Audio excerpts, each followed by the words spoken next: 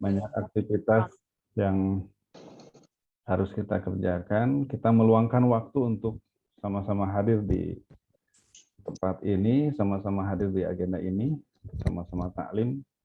Mudah-mudahan apa yang kita lakukan hari ini menjadi bagian dari amal soleh, insya Allah. Jadi bagian dari amal soleh yang amal soleh ini tidak hanya sekedar berhenti sampai di sini, tapi amal soleh yang melahirkan amal soleh berikutnya. Jadi para ulama menyebutkan di antara ciri amal yang diterima oleh Allah Subhanahu wa taala itu adalah manakala amal itu melahirkan amal-amal berikutnya gitu. Jadi min sawabi minal hasanah al hasanatu ba'daha. Jadi balasan dari kebaikan, balasan dari amal soleh yang dilakukan itu adalah manakala ada kebaikan-kebaikan berikutnya setelah amal soleh yang pertama dilakukan begitu. Jadi mudah-mudahan hari ini juga kita di pagi hari mengawali setelah sholat subuh, kemudian kita lanjutkan dengan taklim, dan sekali lagi ini mudah-mudahan menjadi amal soleh yang diterima Allah Subhanahu wa taala yang kelak akan memberatkan timbangan kebaikan kita di yaumil akhir insyaallah. Kemudian melahirkan kebaikan-kebaikan berikutnya, melahirkan amal soleh berikutnya. Tadi juga sudah dibuka, diawali dengan sama-sama mengucapkan basmalah, diawali dengan menyebut nama Allah Subhanahu wa taala, meluruskan niat kita. Mudah-mudahan dengan ini semua juga yang pertama, Bapak Ibu hadirin sekalian, ketika suatu pekerjaan diawali dengan bismillah, dengan ucapan basmalah, bismillahirrahmanirrahim, maka yang pertama itu adalah kita meregisterkan begitu. Kita meregisterkan amal kita agar menjadi bagian dari ibadah, agar amal itu mendapatkan keberkahan dari Allah Subhanahu wa taala. Kita hafal betul bagaimana Rasulullah mengingatkan setiap urusan yang baik tentunya yang tidak diawali dengan basmalah maka terputus rahmatnya, terputus keberkahannya begitu. Kemudian yang kedua, setelah meregisterkan amal ini agar menjadi bagian dari ibadah, yang kedua adalah menghadirkan Allah dalam setiap amal itu. Yang kedua, ketika mengucapkan basmalah diawali dengan basmalah, apapun pekerjaannya, yang mengajar, yang belajar, apapun pekerjaannya, selama itu pekerjaan baik, ketika diawali dengan basmalah, maka dia adalah menghadirkan Allah Subhanahu wa taala dalam pekerjaan itu. Yang kedua.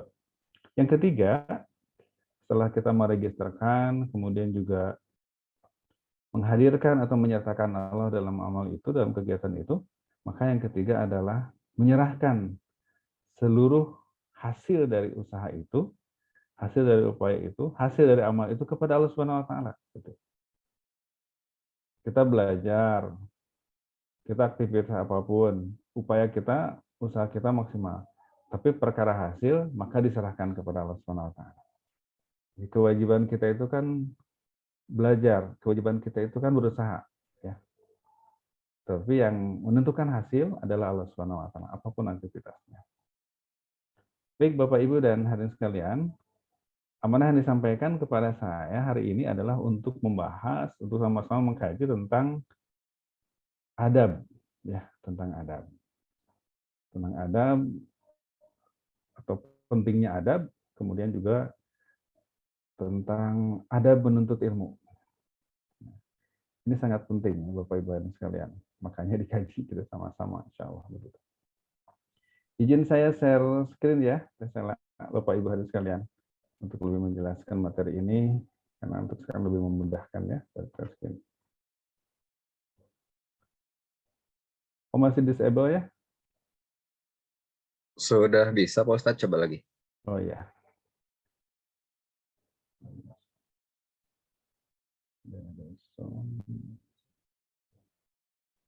Nah, ini sudah terlihat ya Bapak Ibu untuk share Alhamdulillah sudah. Sudah, alhamdulillah. Jadi ini yang diamanahkan untuk dibahas, untuk sama-sama kita kaji di pagi hari ini. Kita diskusi saja, Masya Allah.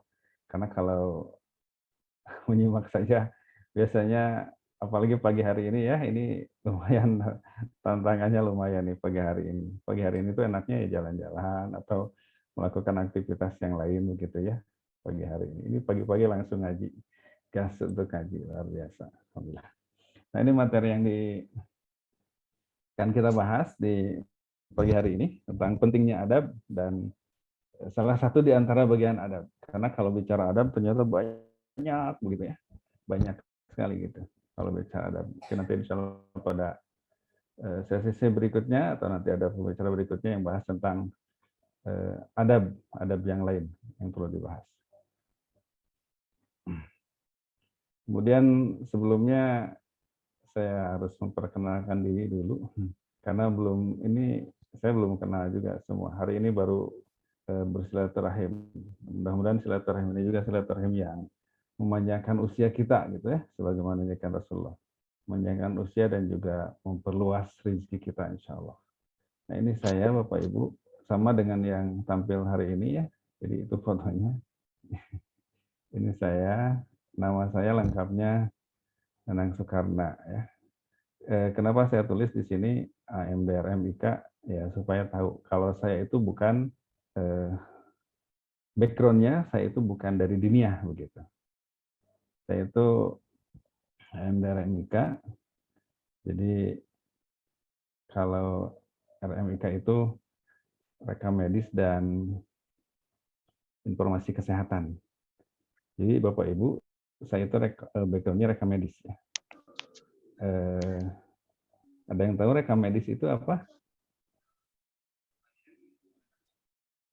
Ya, rekam medis itu salah satu bagian di rumah sakit. Jadi tentang kurang lebih yang terkait dengan data-data pasien lah gitu ya. Jadi Bapak Ibu di sini yang pernah berobat ke rumah sakit Al-Islam, nah datanya itu ada di bagian saya. Jadi saya bisa tahu sebetulnya Ibu ini kenapa, Bapak ini kenapa, Teteh ini kenapa, A ini kenapa. Tapi itu terkait dengan kode etik, ya itu menjadi rahasia medis begitu ya.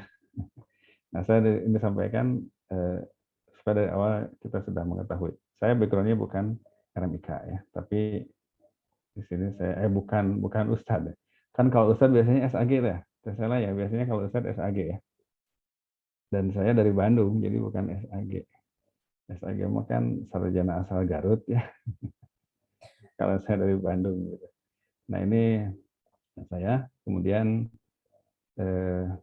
saya tinggal di hemodialisa nomor 25. Karena ini komplek Al-Islam, jadi nama-namanya juga adalah nama-nama yang terkait dengan istilah di rumah sakit. Nah, saya kebetulan di Jalan Hemodialisa nomor 25. Ya, alhamdulillahnya digunakan istilah rumah sakit ya.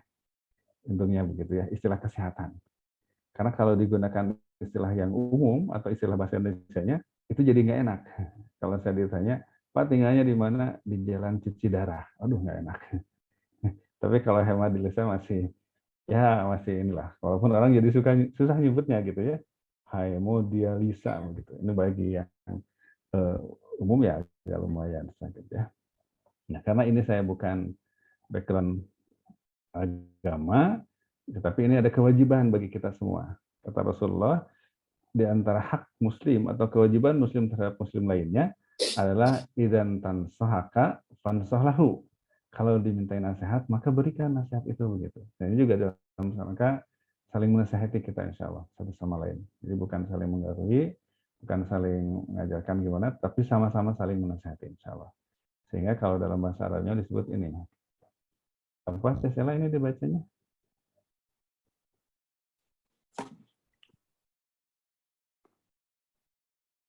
Saya yakin udah pada jago ya kalau di sini mah. Apa teh dibacanya teh? Lain ana mafatahan. Nah, jadi itu ya. Jadi kalau bahasa Arabnya ya kurang lebih seperti itu ya. Jadi Pak W dan yang jawabnya, aduh, punten nih Pak W. Jadi bahasa Arabnya Tahu ya, ini Ustaz. lain anak mafatahan gitu ya, cara bahasa Arab nama. Dan ini pasti sudah pada ngerti lah ya, insya Allah. Apalagi di sini banyaklah orang Sunda. Kalau di yang bukan orang Sunda udah bingung ini apa begitu ya. Jadi sama-sama belajar insya Allah hari ini. Jadi nanti juga akan ada diskusi, ya tidak harus saya yang jawab, bisa yang lain nanti insya Allah. Di sini banyak guru-guru yang sudah kesehariannya beraktivitas untuk itu ya, menyampaikan. Baik, selanjutnya.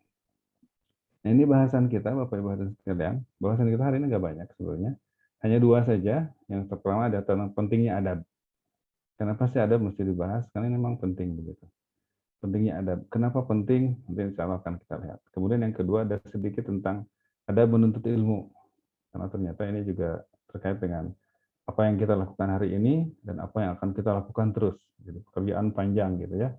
Jadi kalau tadi dibacakan tentang ikra, maka yang sebetulnya itulah yang menjadi pekerjaan kita.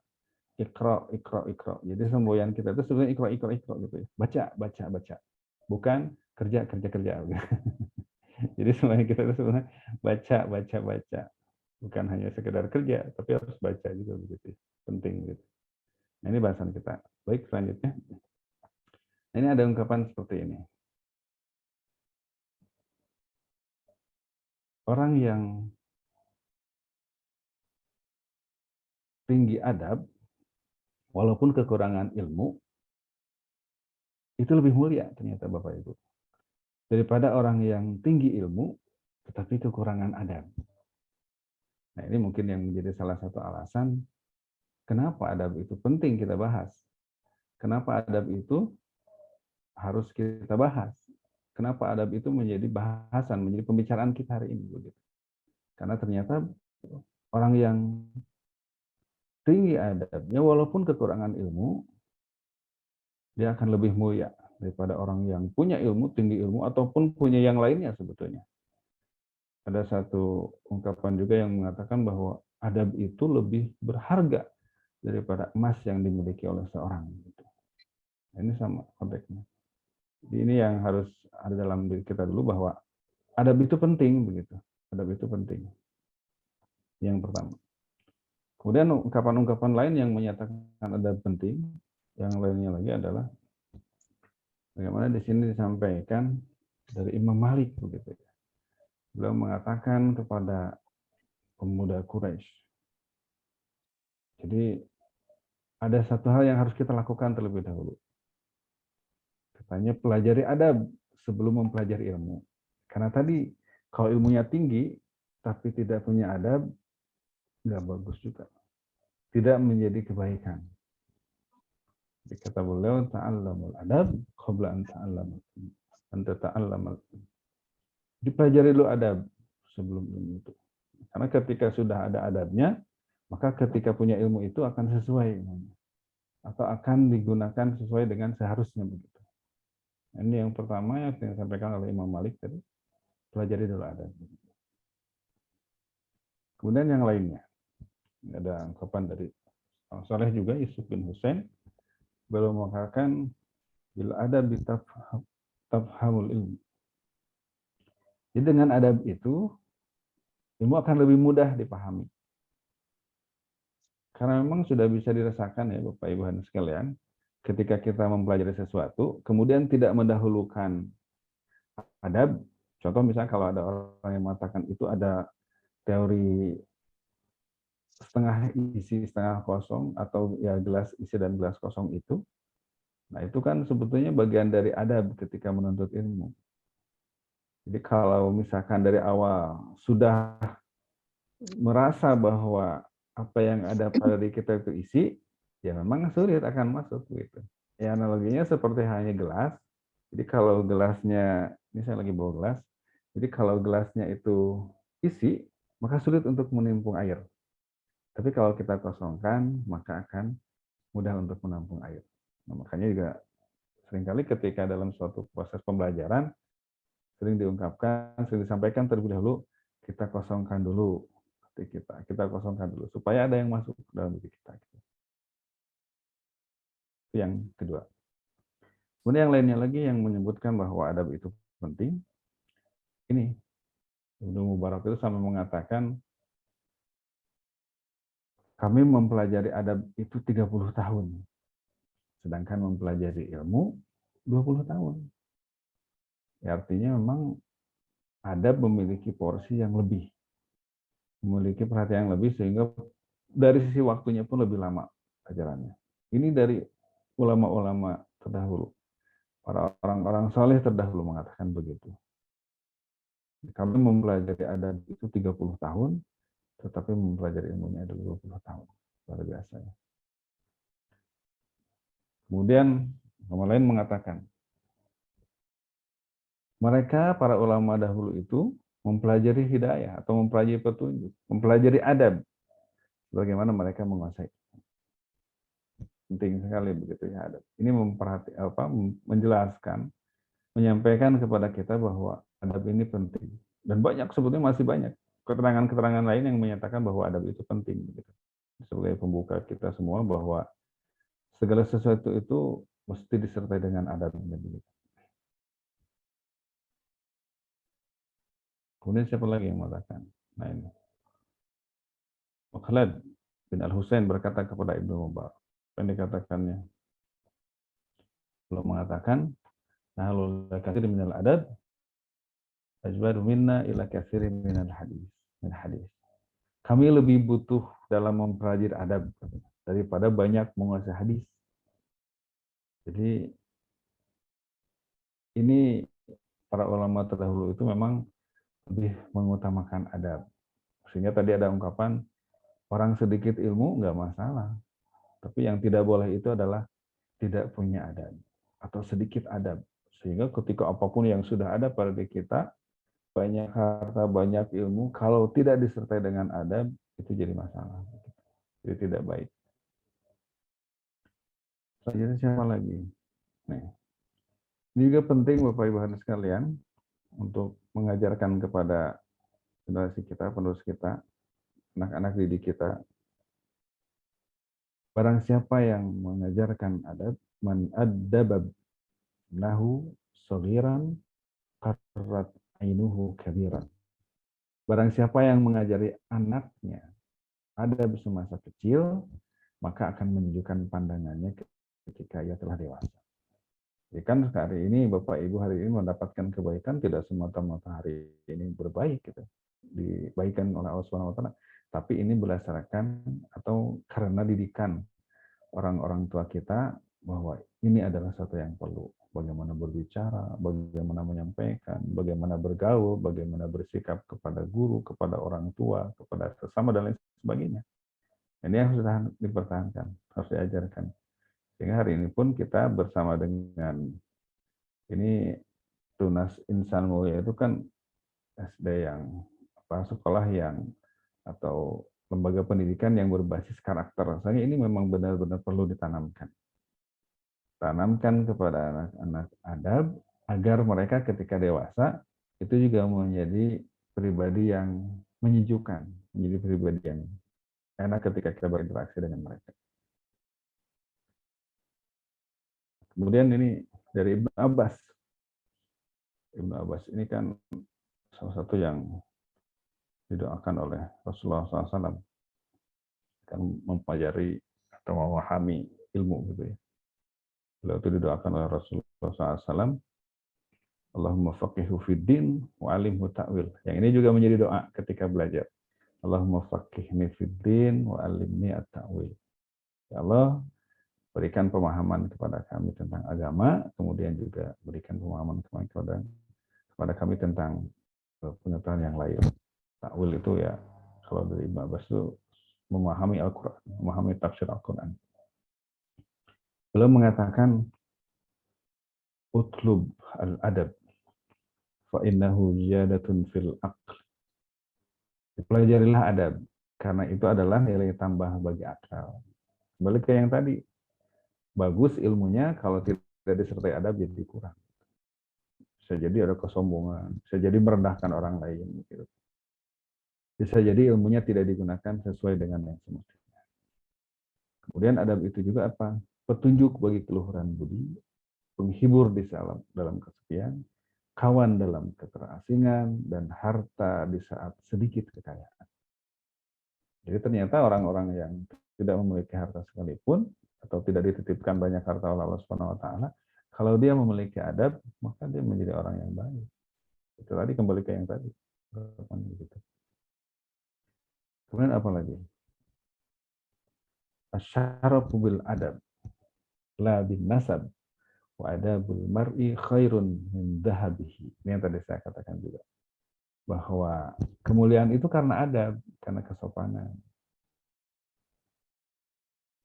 bukan karena nasab atau karena keturunan. Adab seorang itu lebih berharga daripada emasnya atau daripada kekayaannya.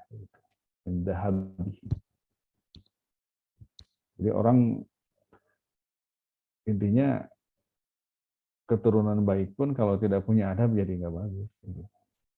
Tapi sebaliknya, keturunan biasa-biasa saja, rakyat biasa gitu. Tapi ketika dia memiliki adab, maka ini menjadi sesuatu yang luar biasa di hadapan orang-orang lainnya. Ini sekilas tentang bagaimana pentingnya adab. Jadi kalau kita lihat keterangan-keterangan yang tadi disampaikan tentang terkait adab, maka sudah bisa dipastikan adab itu penting. Semua akan mengatakan penting adab itu. Nggak bisa tidak mengatakan penting, karena memang berbagai keterangan menyebutkan para ulama terdahulu mendahulukan adab ketimbang ilmu. Lebih mengutamakan adab ketimbang mempelajari hadis-hadis dan sebagainya. Ini yang terkait dengan adab. Terakhir, sekarang kita akan sedikit bahas tentang adab menuntut ilmu. Kenapa saya bilang terakhir? Karena biasanya kalau sudah bilang terakhir, maka psikologi pendengar itu sudah mengatakan, berarti sebentar lagi, begitu kan? Ya, kalau sudah bilang terakhir nih, padahal terakhirnya itu masih ada. 1, 2, 3, lama lagi padahal gitu ya. Cuman ini mah biasa aja, bilangnya terakhir supaya nanti kata yang udah beres gini gitu ya.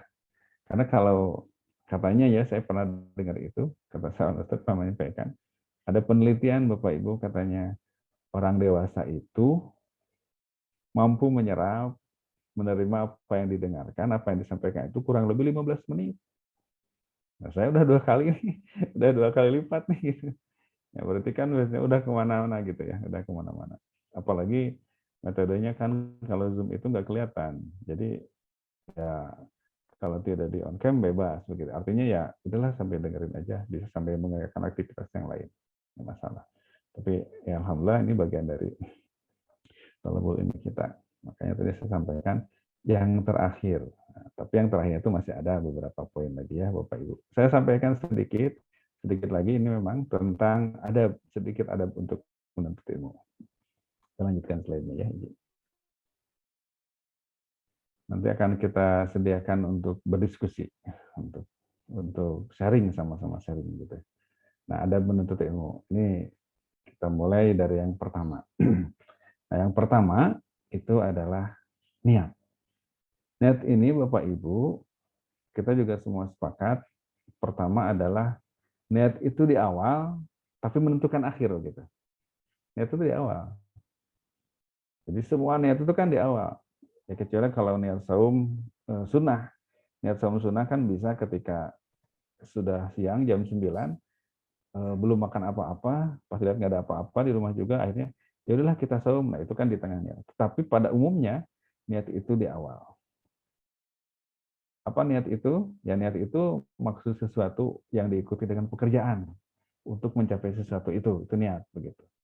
Tempatnya di mana? Wa makanuhu fil qalbi. Tempatnya itu di hati. Jadi yang tahu niat seseorang itu bukan kita, bukan siapapun, tapi orang sendiri. Dianya sendiri dengan Allah Subhanahu wa taala. Jadi kita tidak boleh menilai niat seseorang. Misalkan, kayaknya dia mah nggak ikhlas niatnya. Emang tahu dari mana kita? Nggak tahu kita. Kita tidak bisa menilai niat orang lain. Kelihatan dia mah tuh udah ini juga pamer misalkan, nggak bisa. Biarkan saja akan dengan dirinya sendiri. Punten misalkan kalau hari ini sering kan ngaji-ngaji, terutama punten ibu-ibu itu kan kalau ngaji di masjid taklim mana gitu ya, yang suka punten ini, yang suka di-share itu apa? Materinya atau foto pengajiannya? Nah, sering ya yang di-share itu bukan pengajiannya, bukan materi pengajiannya maksud saya. Tapi seringkali di-share itu adalah foto aktivitas pengajiannya. Tapi kita tidak boleh menilai niat orang lain. Oh mungkin itu niatnya supaya orang lain juga tertarik untuk ngaji begitu. Jadi jangan dinilai, kayaknya mah dia mah pamer. ria gitu, ngaji di Masjid Baru. Nah, Al-Jabar itu kan lagi ramai tuh. Lagi ngaji di Al-Jabar, foto. Ternyata memang banyak yang ke Al-Jabar niatnya untuk foto, untuk biar bisa update gitu ya statusnya begitu ya. Ya itu mah sampingan lah mestinya ya, niatnya mengaji, niatnya menuntut ilmu. Hadir di majelis begitu, ada kebaikan. Nah ini niat. Kita apa betul lah bagaimana Rasulullah SAW mengingatkan amal itu tergantung niat begitu. Innamal a'malu binniyat. Masih banyak hadisnya itu masih panjang. Hadis pertama di Arba'in itu kan itu ya, innamal a'malu binniyat. Ya, kita cukup dengan pondoknya itu aja. Innamal a'malu binniyat. Karena kalau dipanjangkan panjang lagi. Innamal a'malu binniyat wa innamal likulli imri'in ma nawa faman kanat hijratuhu lidunya wa illahi wa rasulih wa hijratuhu ilallahi wa rasulih wa man kanat hijratuhu lidunya yusibuha aw imra'atin yankihuha fa hijratuhu ila ma hajara ilaihi, banyak sampai akhirnya. Hadisnya. Nah ini niat penting. Sehingga niat itu tadi awali dengan Bismillah. Karena kita juga nggak tahu semuanya. Awali dengan Bismillah, kembalikan niat. Niat belajar, niat. Karena apa? Niat itu seringkali berubah. Maka ada istilah tajridun niat. Dibarukan lagi niatnya. Niatnya ikhlas, mau dengerin. Aduh ternyata pas udah dengerin, kok gini ya bahasannya, nggak menarik. Nah itu kan mulai berubah niatnya gitu kan. Mau langsung mau gini sama aja. Oh gini ya ternyata. Oh itu mah sudah tahu saya juga. Misalkan gitu. Akhirnya berubah niatnya. Makanya tadi niat itu dari awal, di tengah dan di akhir. Setelah beres juga sama, mesti jaga keikhlasan. Ini niat. Niat penting karena tempatnya di awal, tapi menentukan akhir. Nah, kemudian yang kedua, untuk menuntut ilmu maka mencari ilmu itu untuk apa? Untuk diamalkan, bukan untuk apa-apa. Karena ilmu itu ya harus diamalkan begitu. Jadi kalaupun kita banyak ilmu, maka ketika kita tidak mengamalkannya, yaitu bukan menjadi ilmu yang bermanfaat, bisa jadi begitu. Ini sebetulnya beratnya kita ya, karena nanti juga termasuk yang akan ditanya itu, kata Rasulullah SAW itu tidak akan bergerak kaki seorang hamba nanti hari kiamat itu. Salah satu yang ditanyanya itu adalah tentang ilmu. An ilmihi bima amila. Tentang ilmunya, yang mana yang diamalkan. Jadi sebetulnya kalau kita bicara ilmu bukan masalah banyak sedikit, karena Allah tidak melihat ilmu kita. Tapi yang Allah lihat adalah apa yang kita kerjakan dengan ilmu itu. Ini sebetulnya beratnya. Tapi juga bukan berarti, kalau gitu mau mending sedikit ilmunya. Jadi nggak ada kewajiban mengamalkan, ya enggak juga. Begitu. Kan kalau banyak ilmunya, kewajiban mengamalkannya banyak. Kalau sedikit kewajiban mengamalkannya. Ya kalau begitu mending sedikit aja. Saya mending nggak tahu tentang itu, karena kalau tahu kan saya tidak akan, nggak bisa. Bukan begitu. Salah juga. Sama seperti halnya tentang baca Quran. Kan ada ulama tajwid mengatakan, baca Quran itu mesti dengan tajwid. Kalau tidak dengan tajwid, dosa. Tapi bukan berarti, kalau begitu mending tong baca Quran. Nggak begitu. Ya tetap kewajiban kita tuh belajar justru gitu. Bukan berarti jadi, enggak gitu. Nah ini menuntut ilmu untuk diamal. Jadi bukan untuk tujuan-tujuan lain. Ini juga sebetulnya nggak mudah memang, Bapak Ibu hadirin sekalian, teman-teman sekalian. Kenapa? Kan seringkali kita juga menanamkan kepada anak-anak atau kepada siapapun, kalau mau jadi ini begini-begini. Padahal kan kalau menuntut ilmunya ya udah menuntut ilmu saja begitu. Perkara nanti jadi apa Allah yang mengaturkan, Allah yang menentukan. Apalagi hari ini banyak kan yang profesinya apa, belajarnya apa begitu. Nggak semua nyambung kadang. Nah itulah bagaimana ketika kita menuntut ilmu, bukan buat itu. Atau buat biar gelarnya panjang. Enggak sebetulnya. Karena kalau kita menuntut ilmu, niatnya selain untuk Allah, maka bagiannya ya rata sebetulnya. Ngeri juga sebetulnya. Ketika kita menuntut ilmu. Makanya menuntut ilmu yaitu yang ditanamkan juga ke anak-anak kan bukan nilai, cuma di kita seringkali masih berbasis nilai semua itu. Yang nilainya bagus, wah enggak juga. Yang penting kejujuran sebetulnya kan. Ketika ujian, ketika apa, saya tidak pernah nuntut anak-anak juga di rumah harus nilainya begini, enggak, biasa sok aja lah, mau berapa juga nilainya biasa aja saya bilang. Apalagi pelajaran-pelajaran umum, yang penting mah ketika mengajarkannya jujur, tidak harus tidak nyontek. Kan tidak nyontek bagus itu lebih baik ketimbang nyontek nilainya jelek gitu kan. Udah mah nyontek nilainya jelek lagi gitu kan. Mendingan nggak nyontek dan bagus. Kan luar biasa gitu. Berikutnya, ini udah. Nah, continue. Ini yang ini juga nih. Bisa mengatakan afdalul a'mal wa in qilla. Adwamuha wa in qilla. Jadi sebaik-baiknya amal itu yang rutin, continue, terus-menerus, walaupun sedikit. Nah, menuntut ilmu juga begitu.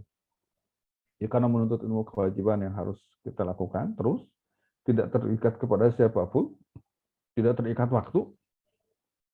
Kalau hadis umumnya itu utlumul ilma itu minal mahdi ilal lahdi, faridatun ala kulli muslimin wa muslimah, itu tidak terikat waktu, tidak terikat siapapun, oleh siapapun. Menuntut ilmu itu ada kewajiban. Hanya sayangnya Bapak Ibu hadirin sekalian, kewajiban menuntut ilmu itu seringkali memang menjadi kewajiban yang tidak dirasakan sebagai kewajiban. Sehingga kalau terlewat biasa aja. Beda dengan sholat, zakat, saum. Kan kalau kita tidak sholat, pasti akan kerasa, aduh ada dosa yang besar yang dilakukan. Gitu kan. Tidak saum sama. Tapi kalau tidak menuntut ilmu, biasa aja. Tidak pernah ada merasa, aduh saya nggak ngaji hari ini, atau pekan ini nggak ikut taklim. Nggak ada, biasa aja. Ini makanya harus dilakukan. Dan ilmu itu di mana saja, ya, banyak sekarang. Fasilitas banyak. Mau online, mau offline, sekarang udah banyak. Dimudahkan oleh Allah Subhanahu wa Ta'ala. Dan di Indonesia itu, di kita ini, Bapak Ibu sekalian, banyak momen-momen yang di situ diisi dengan kegiatan untuk ilmu. Ada Rajaban nanti itu, bulan Rajab 27. Itu kan diisinya taklim atau tabligh, ilmu di situ. Mau Ramadan, ada botram menjelang Ramadan. Apa istilahnya munggah? Apa munggah ya? Apa munggahan ya? Apa? Ya sebelum Ramadan lah, munggah gitu ya. Munggah teh ada kajian dulu. Beres atau di Ramadan sendiri, wah ada banyak kita tuh. Maulid, ada Muludan. Tahun baru ada Muharraman, banyak dikaji. Dan itu mungkin tidak banyak yang lain, di kita mah banyak. Kesempatan untuk menuntut banyak. Nah, makanya salah satunya juga adalah terus-menerus, continue. Walaupun sedikit. Karena itulah amal yang disukai, ketimbang sekali banyak. Sekali belajar seharian pun, tapi 2 bulan nggak belajar, itu nggak bagus. Mendingan sedikit-sedikit terus. Berikutnya, tidak merasa masuk surga karena amalnya. Karena memang bukan karena amal masuk surga itu, tapi karena rahmat dari Allah Subhanahu wa Ta'ala. Dan di hadis juga disebutkan begitu. Wala ana, bahkan kata Rasul, aku juga tidak merasa karena amal. Karena kalau buat apa? Merasa masuk karena amal kita, aduh, amal kita kan sedikit. Sedikit udah sedikit juga nggak tahu diterima apa enggaknya Allah Subhanahu wa Ta'ala. Kemudian yang berikutnya di antara adab itu berilmu, bertanya. Jadi kalau Al-Quran mengatakan fas'alu ala ahli dzikri in kuntum la ta'lamun, maka tanyalah kepada yang tahu jika kamu tidak mengetahui, begitu kan.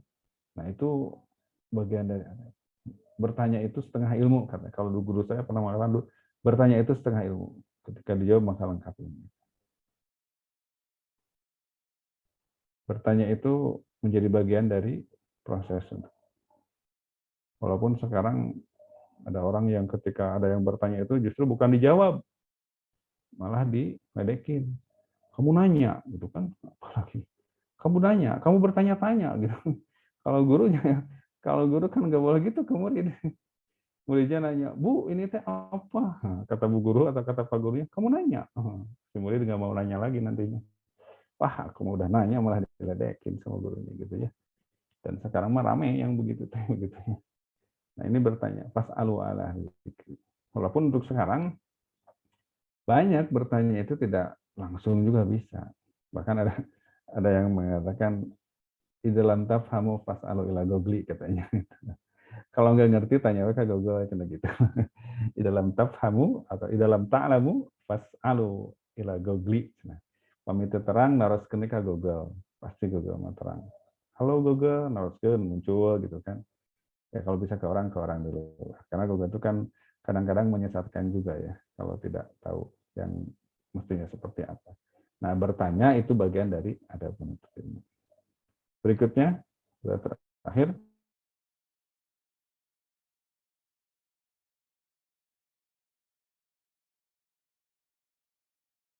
Pak Ustadz masih di Itu masih lebih lebih meresap ke dalam diri kita.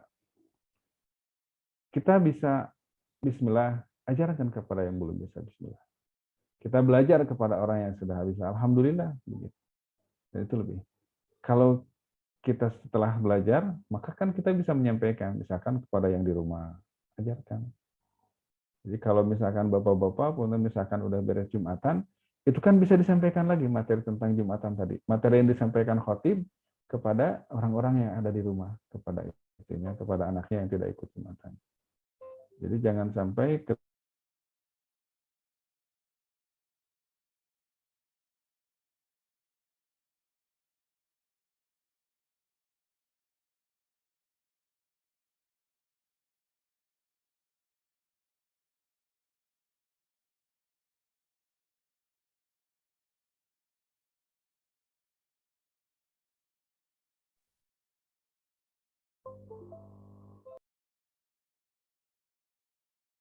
iya Pak Ustadz sedikit keluar. oh kayaknya sinyal nih. Ya, atau ini sudah harus terakhir memang nih disampaikan. Nah, yang terakhir tadi ini gangguan sinyal di sini juga. Inilah kalau online ya ada sedikit gangguan sinyal. Ini yang terakhir tadi setelah mengajarkan kembali, tadi saya sampaikan kalau ditanya oleh keluarga kita, Pak, tadi khotib naruh kenaon atau ngadugi kenaon, biasa Bu, nyarek salah, mewarang benar, nggak begitu. Pastilah itu mah, sudah pasti. Tapi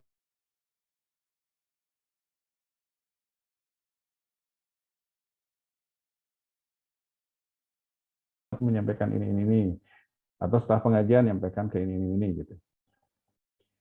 Nah, itu yang terakhir, Bapak Ibu dan sekalian, yang tidak boleh lupakan adalah ketika kita untuk ilmu, maka adabnya adalah berdoa. Berdoa sebelum atau juga setelah. Makanya ada hadis yang menyebutkan, kalau beres dalam suatu majelis, maka dianjurkan untuk membaca doa kafaratul majelis. Karena apa? Karena kalau di dalam majelis itu ada kehilafan, ada sesuatu yang tidak sesuai, ada tanda-tanda yang tidak disukai, maka ketika dibacakan doa akhir majelis, maka insya Allah dosa-dosanya akan diampuni oleh Allah Subhanahu wa Ta'ala. Mungkin itu yang bisa disampaikan Bapak Ibu hadirin sekalian, Pak Wildan juga Bapak Ibu hadirin sekalian. Mudah-mudahan menjadi bahan untuk diskusi semua. Jadi tentang tadi adab, beberapa pentingnya.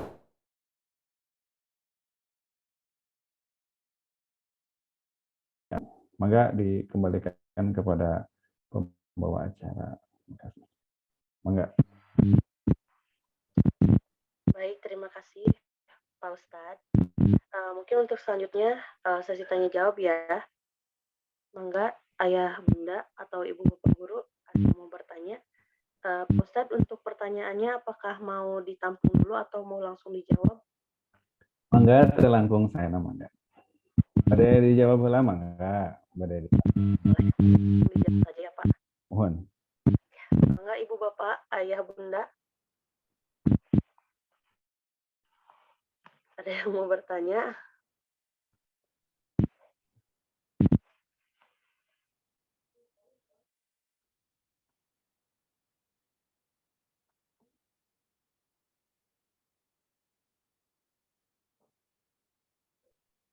Ya kalau tidak ada juga alhamdulillah. Berarti sudah bisa dipahami insya Allah. Untuk materinya apakah masih ada Pak? Sudah teh, cekap. Sudah. Ya baik ayah bunda.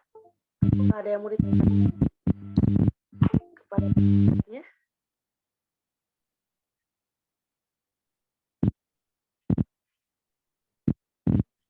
Ada yang raise hand, mangga.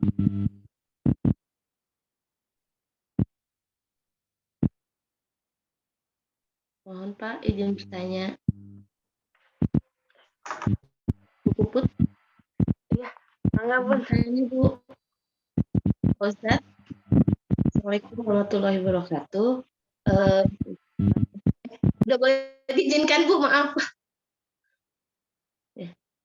Ya. Begini Pak, Ustadz, sebelumnya bila kita sudah menuntut ilmu nih, Ustadz, terus, ilmunya, kan ada di pembahasan, harus memberikan kepada orang lain ya nih Pak Ustadz, untuk ilmu yang telah kita dapat. Sedangkan, apa, kadang untuk menyampaikan kembali ilmunya itu, suka ada yang, miss itu Ustadz. Terus gimana nih caranya untuk, biar sama, mentransfernya itu, baik Putus ya gitu Pak suaranya. Ustadz. Ya, gitu aja Ustadz, terima kasih.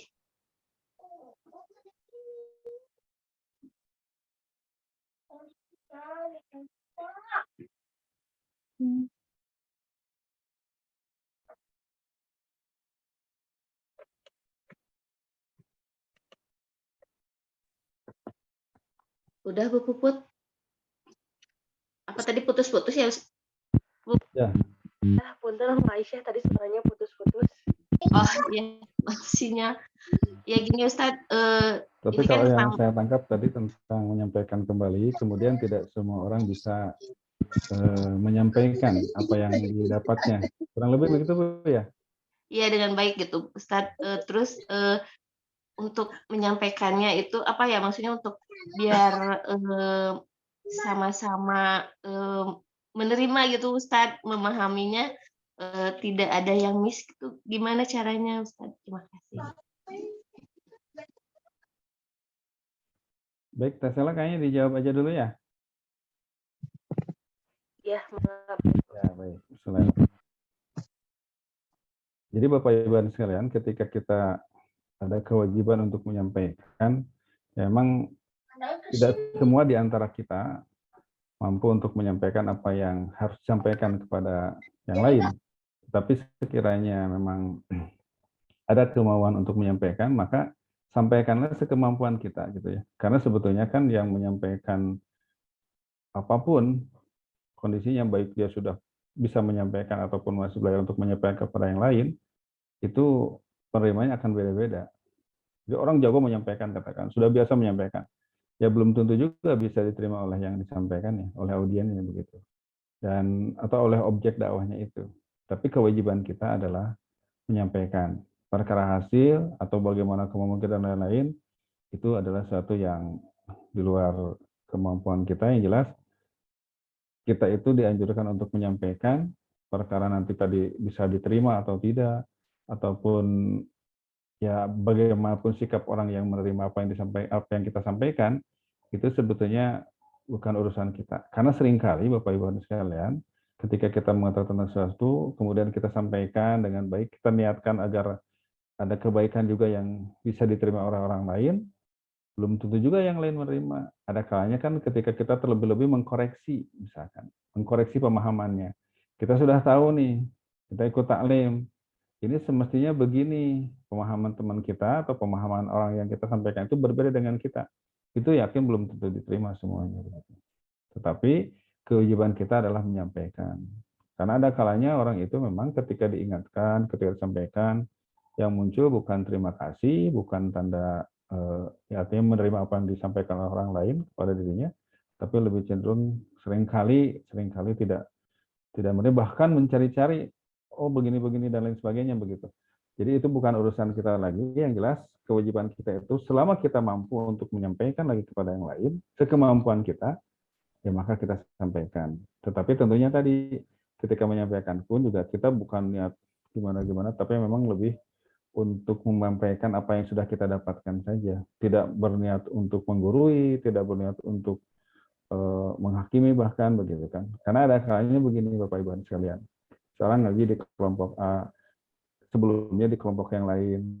Kemudian ada yang sampai kepada, nanti misalkan dia mengatakan, alhamdulillah ya setelah ngaji di tempat ini saya merasa dapat hidayah. Terus ada pertanyaan, memang selama di grup atau kelompok sebelumnya nggak dapat hidayah ya, atau merasa bahwa yang lain itu atau belum dapat hidayah begitu kan? Ya nggak gitu juga. Artinya kita sampaikan sekemampuan kita, Kemudian juga tidak merasa bahwa kita itu lebih baik daripada yang lain. Dan itulah yang menyebabkan kita merasa lebih baik daripada yang lain itu ketika kita belum banyak mengetahui tentang sesuatu itu. Contoh misalkan Bapak Ibu sekalian, kalau pemahaman kita tentang sholat saja, tentang sholat. Kalau kita pemahamannya tentang sholat itu dari berbagai pemahaman, maka kita bisa mentolerir orang lain yang berbeda dengan kita. Biasa aja sebetulnya perbedaan itu. Karena itu dengan perbedaan itu jadi sesuatu yang indah. Kalau sama semua juga enggak. Tapi yang biasa jadi ribut itu, punten, itu kadang-kadang ketika pemahamannya satu sisi, ketika ada yang lain atau satu pemahaman, ketika ada yang lain berbeda itu dia merasa bukan begitu mestinya. Oh, enggak gitu juga begitu. Tapi kalau kitanya utuh, kita tahu dari pendapat ini begini, pendapat ini begini. Ketika ada beda, biasa aja. Tidak menjadi sesuatu yang runcing betul nantinya. Biasa aja. Ini seringkali terjadi itu seperti itu. Pemahamannya di satu ustadz, udah gitu. Ketika ada yang lain beda, beda. Nggak bisa gitu. Makanya perlunya mengkaji itu, yaitu dari mana saja selama itu kebaikan, selama itu jadi ilmu, kita ambil begitu. Selama itu dasarnya jelas, keterangan jelas. Nah, kemudian kalaupun ada yang mengkoreksi pemahaman kita, kalau mereka lebih baik, kenapa tidak begitu? Kenapa tidak? Jadi begitu ya Ibu tadi yang bertanya bahwa Ibu Kurniawati ya, sekemampuan kita saja sampaikan. Jadi pasti tidak akan lebih dari yang kita terima pasti. Seperti hanya guru menyampaikan ke kita katakan 100%. Kalau kita nyampaikan ke yang lainnya mungkin berapa persennya yang bisa kita sampaikan, kita serap. Makanya di antara pekerjaan yang kita lakukan juga ketika menuntut ilmu itu ada catatan. Kalau tidak hilaf hadis atau bukan yang jelas katanya begini. Al ilmu sayyidun. Ilmu itu buruan. Buruan bukan halaman depan rumah ya Bapak Ibu. Buruan dan halaman depan rumah bukan. Al ilmu sayyidun. Ilmu itu buruan. Kayak binatang buruan lah gitu. Wal kitabatu qayyidun. Dalam nulis itu adalah ikatannya. Qayyid suyudaka bil hibalil wasiqah. Maka ikatlah buruanmu itu dengan ikatan yang kuat. Nah, makanya kalau sedang belajar itu walaupun bisa direkam, bisa didengerin lagi, bagus juga kalau ditulis. Nah, makanya ada isyarat qalam dalam surat Iqra, dalam surat Al-Alaq. Allamal insana bil qalam. Ya, jadi yang ada isyarat qalam itu karena memang dalam menuntut ilmu ada isyarat diserat. Karena kita mah apalagi yang sudah ini seringkali nah istilahnya teh sesah emut enggal hilap gitu ya. Sudah saya mau tinggal hilap gitu ya. Baik, itu mungkin Ibu Kurniawati walau alam bisawab. Kesana mah enggak? Pertolongan Ustaz.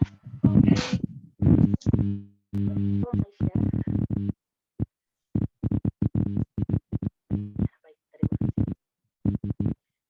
Ada lagi yang mau bertanya, Ibu Bapak Guru atau orang tua siswi?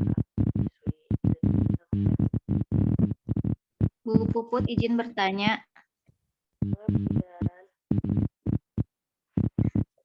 Yang materi yang terakhir Ustadz yang nomor 7 tadi kebetulan pas di saya susah ini sinyalnya kurang bagus gitu. Yang nomor 7 tuh membaca doa akhir majelis ya Ustadz, betul tidak? Ya berdoa Bu. Salah satunya doa akhir majelis. Oh iya. Ustadz. Jadi kan dari awal ada doa, di akhir juga ada doa.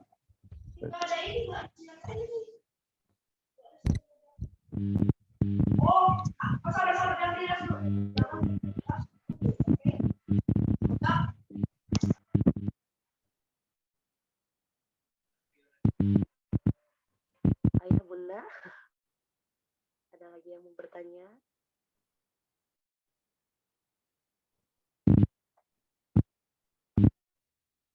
Mungkin satu penanya lagi ya Pak Ustadz. Pak Ustadznya hilang.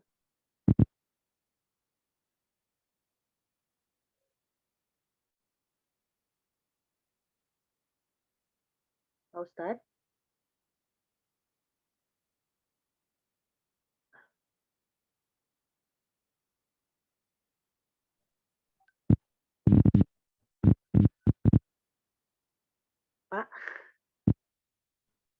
Mungkin satu penanya lagi ya.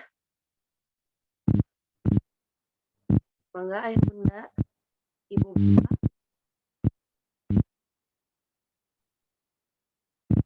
Adakah lagi yang mau bertanya?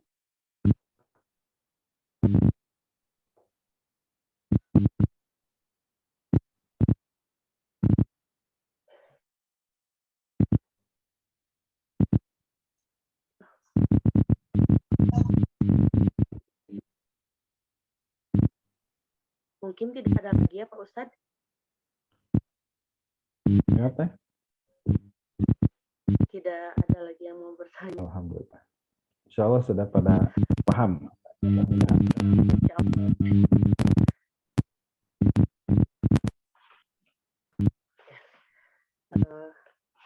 Alhamdulillah kajian hari ini telah selesai.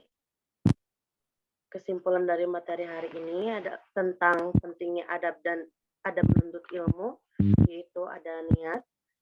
Yang kedua mencari ilmu untuk diamalkan. Yang ketiga itu kontinu. Yang keempat tidak merasa masuk surga karena amal. Yang kelima itu bertanya. Yang keenam itu ajarkan kembali. Yang ketujuh itu berdoa sebelum dan setelahnya.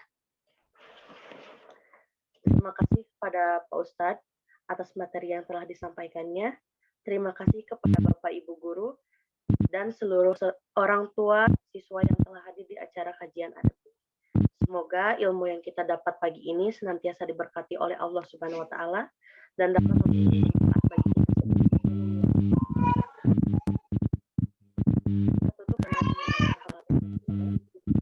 Alhamdulillah. Tiga kali. Astagfirullahaladzim. Dan doa Subhanallah.